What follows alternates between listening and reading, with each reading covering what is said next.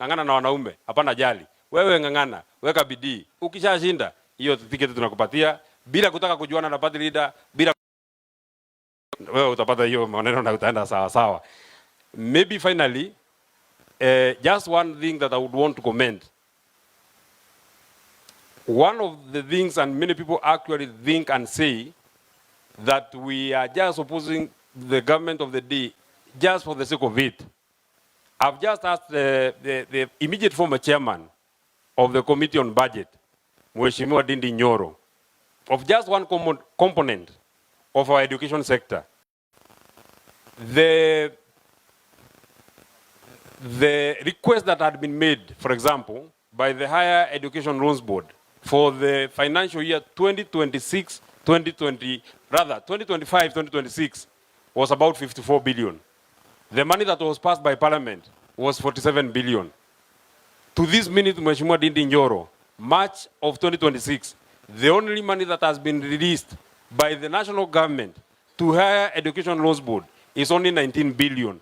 About 28 billion shy of the amount that they are supposed to have disbursed. And we are only 3 months to the close of the financial year. Watoto wetu wako nyumbani. That money is the money that they use for their subsistence. That is the money they use for their tuition. And somebody wants to keep telling us that he is actually taking us to Singapore. Instead of even taking us to Singapore, hiyo mtu ametutoa mbali karibu na tufikisha Sugoi. Lakini kabla hajatufikisha Sugoi, sisi mwenyewe tutakuwa tumefikisha Sugoi. So we are not opposing him for the sake of opposing. We are opposing him because he is running down our education. We are opposing, and that is just one subsector. If you ask the Honorable Ndidi Nyoro, he will tell you that in almost all the subsectors, the only sector that has been funded fully and have actually even overutilized their budget is the budget for State House. That one has been overutilized. It was 4.7 billion when Uhuru Kenyatta was leaving. It is now 17 billion. Hii mtu alituambia ni Mkristo. Alituambia mtu anaitwa Uhuru Kenyatta alikuwa mwizi. Alikuwa mlevi, sorry. Kwa budget ya mlevi 4.7 billion ilikuwa inatosha. Kwa budget ya mtu ya chai 17 billion bado haijatosha. Hata kama hatujui hesabu, mzinga ya Chrome na mzinga ya na mzinga ya chai, kwani biashara hii. And so we shall continue doing the best that we can, and we shall never, and this is my commitment, mbele yenu na mbele ya watu wote ambao wako hapa, we shall never, and that has been said by the Honorable Mukunji, we shall never abandon the people of Kenya. We shall fight on. We may look few. Unaona person here in Embu, we only have one person. Huko Muranga, we only have Ndidi Nyoro, Junyutu. Pane Nyandarua Malone with Mheshimiwa Njiko Wamuya. We may look few. Lakini, I don't know how to say Ndidi Nyoro in English. Mugwe tiuraihu, mugwe ni ururu. Yeah, but mugwe tiuraihu, mugwe ni ururu. Mugwe tiuraihu, mugwe ni ururu. So we will be few. Lakini yo few. Masikio imeenda vile mlisikia mtu amekonda mpaka masikio imekuwa ndefu. Na bado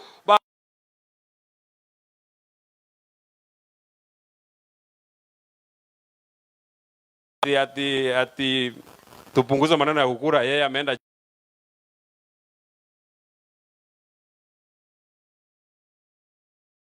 mtu anakonda na nywele inangooka. Sasa hiyo maneno yake atatueleza iko shida gani? I don't want to say anything more than that.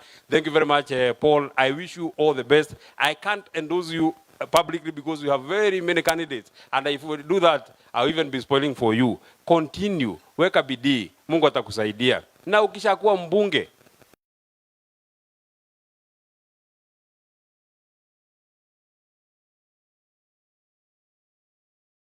the people. You have not been elected by a president. Worship your people because they are the people.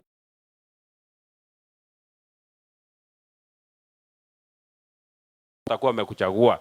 Na wakati utakuwa umeshafika huko bunge, usikue kama huyo.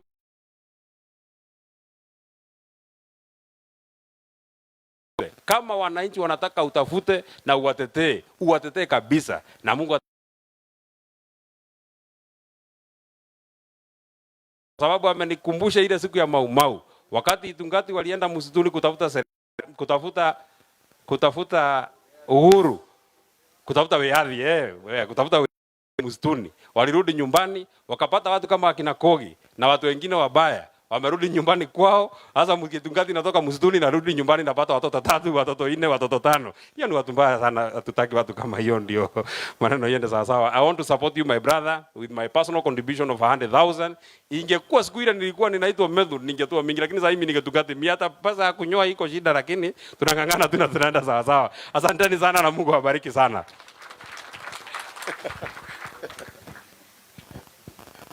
Pigieni Medhu makofi mzuri. Kabla niite the chief guest, nimeambiwa kuna a businessman anaitwa Jasper. Ako wapi Jasper? Ni request ya MC. Okay. Then tuendelee, si ndio? Kwa sababu naona kama ameondoka. Huyu ni kijana bazuu, kimbia, mpigieni makofi. Ameitwa Jasper. Muongezeni makofi, huyu ndiye amekuja ku break the bank. Karibu. God is good. And all the time, all protocol observed. My name is Jasper Ashunga, a business person here in Nairobi, and an aspirant for the Ruiru constituency 2027. So, Medho pia mimi niangalie hiyo wakati ukifika. I'm afraid of Waiganjo, and more importantly, I'm very passionate about the education, especially the education to the less fortunate. I am a believer of education is the equalizer of the poor child, and those who come from rich families. So, Mr. Iganjo, whatever you are going to contribute in this event, let us see whether it can be able to reach more and more people from the poor background. That's the only way they are going to catch up with those who maybe come from the rich families. I don't want to say much, but I will be able to support Bwana Iganjo with $500,000 million. Siniliwaambia. Oh, I forgot. Before I finish, I have one request. All those people who are here, and you have not registered for a vote, please register your vote in the Ruiru constituency. That vote will be able actually to propel me, and it is also going to help our Bazenga who is fighting for the governor. Dio tuone next time ukiniita, probably will have even more to give. Asante. Wapi makofi ya Jasper? 500,000 Kenya shillings. Mpigieni makofi. Na mimi nakuombea baraka ukitafuta kiti yako ya Roysambu. So, our chief guest today is Honorable Ndidi Nyoro. Ndidi Nyoro wakati amekuja hapa ametoka Embu. Ametoka katika Manyata constituency. Na ametoka kwa maneno ya somo. And I believe in Kenya we have one man we can say is a champion of education. Almost all the constituencies in Kenya have gone to benchmark in Kiharo. And if you want to know that there is a place that education has done a lot, is in Kiharo constituency. Tafadhali mupigieni makofi Ndidi Nyoro akikuja kutusalimia.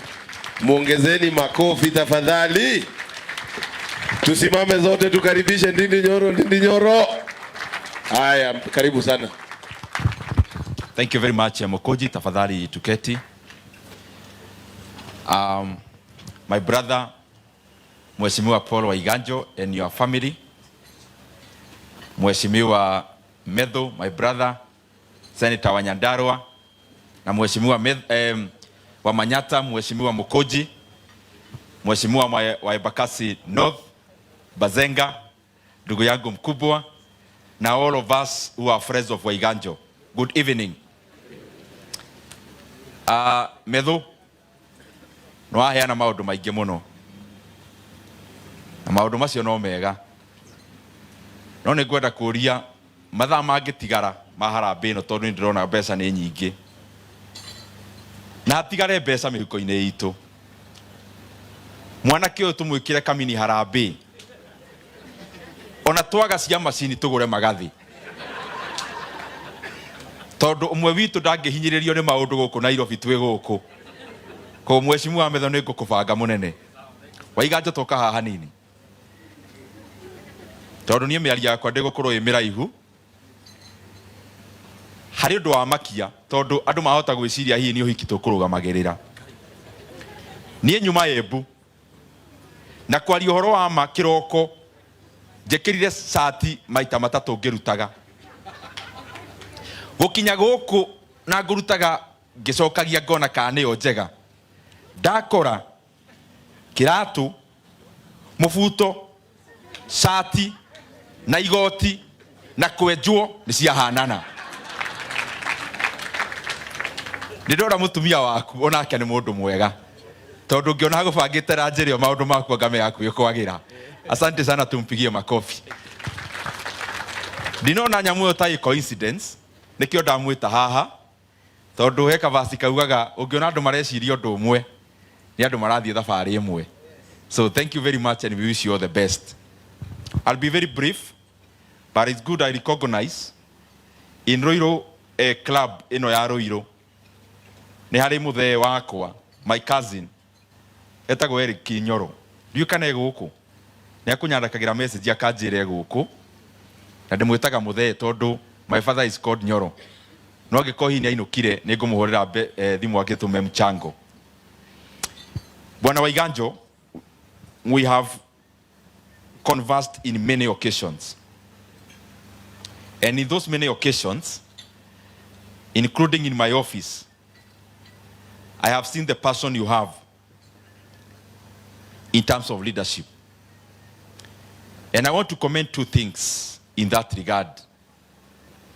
One is that vile nimekuwa mjumbe wa Kiharu from 2017, nimeweza kuona ya kwamba to take a country forward and in a manner that is solid, education must be at the primary objective of a leader.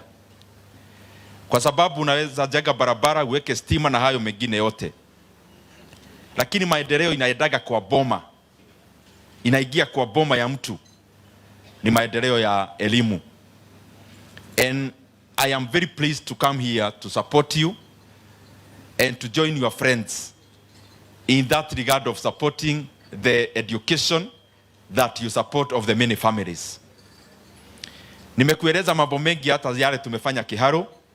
Kiharu is a very large constituency with 112 public primary schools, and I'm very humbled and very pleased and happy that all our pupils in Kiharu was shule zote za msingi wote hukanyaga tiles chini. But I also know kuna wengi hapa wanajiuliza, wale tumelelewa Nairobi, that sasa tile, anatueleza story ya tile in a rural constituency, having all the schools done in a manner that you can actually put tiles. That represents all the other work done in those classrooms. Na zinakaa sawa, na I am very proud of that. The second thing is that in our day secondary schools, which are 65, covering around 12,000 learners, school fees Kiharu ni shilingi 500 peke yake kwa muhula.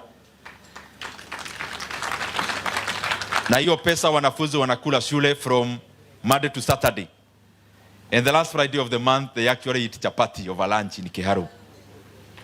Na mambo mengi tunafanya kwa hiyo story ya masomo bora, taking our best improved and best performing principles to Dubai. Na wale wameenda Dubai tunawapeleka Malaysia. Taking teachers to Mombasa is a motivational tour, and many things including revision books, which you have bought revision books of over 20 million shillings to our day secondary schools. Na pia learning institutions zetu around 65 tumeweka kabro na tumetengeneza. I'm just saying those things because ni vitu tumeongea na Waiganjo mara mingi na nikapumpea mwa Kenya ya vile hiyo kazi huwa tunaifanya.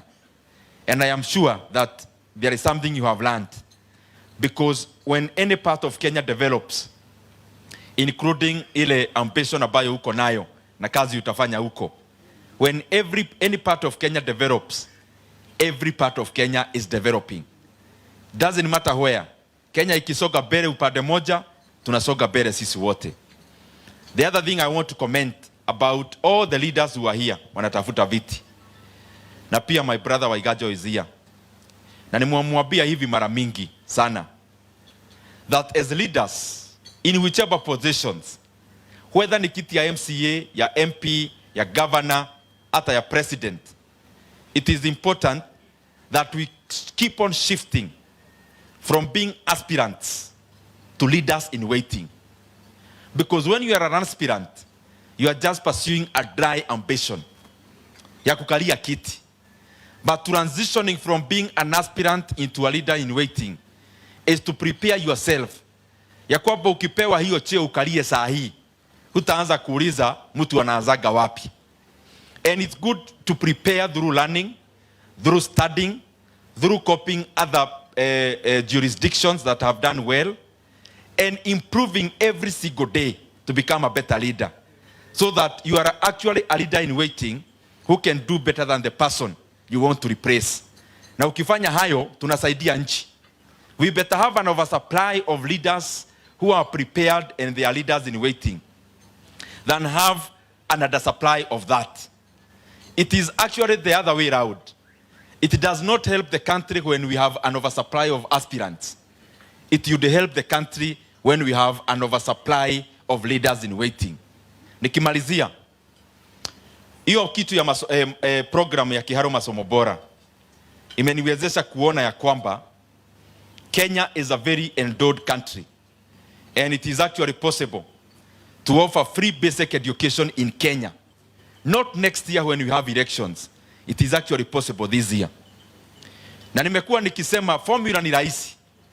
Of the 290 constituencies in Kenya, we would volunteer, and I would volunteer as the #1 MP to cut to 30 million in every constituency.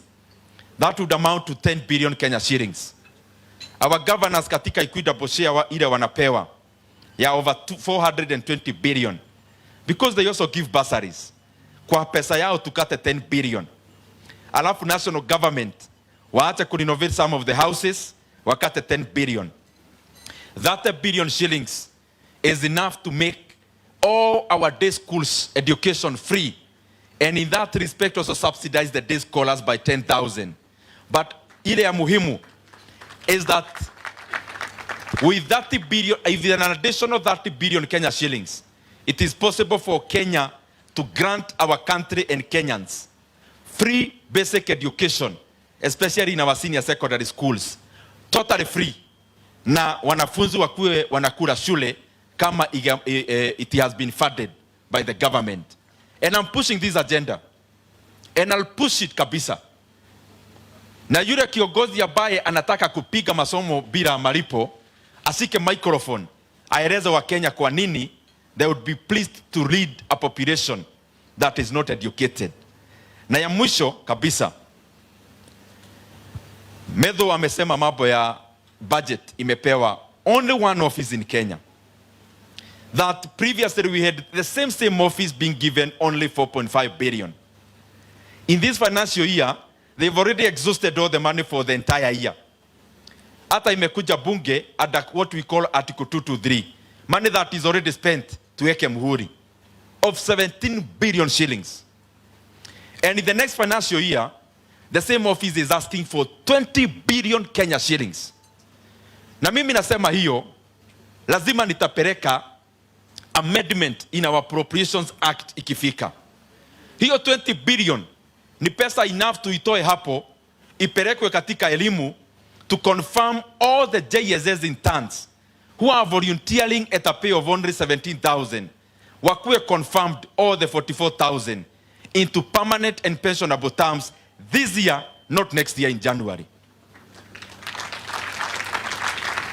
Tuache kuchezea wa Kenya na story mingi pale hapa na pale. Na ya mwisho kabisa ndio nimalize. Juzi, unajua tumekaa na hawa watu ambao mnawaelewa, mnawaona kila siku kwa TV. Tumekaa nao kwa muda mrefu. Wakikohoa na mna fulani, mimi huwa najua hiyo kikohozi kwenye inaelekea. Nikiona wanapumua na njia fulani, wanajua iko kitu inapikwa, na sana sio kitu mzuri, huwa inapikwa na mnaelewa. Na juzi nikajua vile na waona mienendo wako karibu kuongeza bei ya mafuta Kenya. Alafu atupe story ya Iran. Nikajua hii story haiwezi igiana. Na the whole week from Monday to Friday.